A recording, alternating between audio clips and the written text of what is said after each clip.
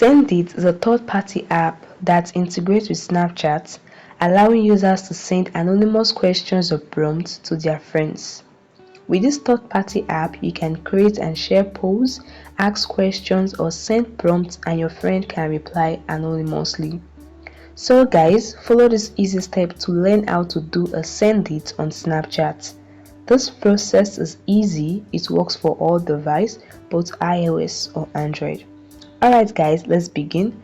So to enable this feature, ensure you have the latest version of Snapchat installed. So open your App Store or your Play Store depending on your device and check if an update is available for Snapchat.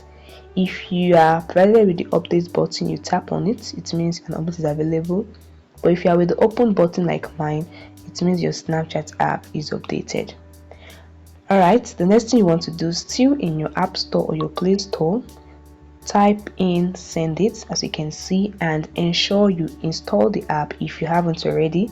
Mine is installed, so I just tap on it to open it. The sendit look like this, and as you can see, this is the sendit page, and this is where you can do the ask me anything on Snapchat. So you type in it, type in your question here, replace with this. It can be anything according to your preference, so I'll just go with my age. Then what else? You can change the fonts of your words. You can change the fonts according to your preference. Just select anyone. You can also look for a trending sendit prompt. Just tap on the fire emoji and you can see a trending font that you can use, trending questions and sendit topics that you can use. Who's most likely to select it? Scroll and select anyone according to your preference. You can also change the background color. Just tap on the color emoji and change the background color according to your preference. And that is it guys, it's very easy.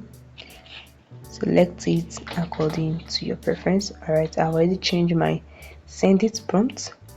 Now once you are done, you tap on the share button below and this will process, take you to your Snapchat page. Alright, this is it.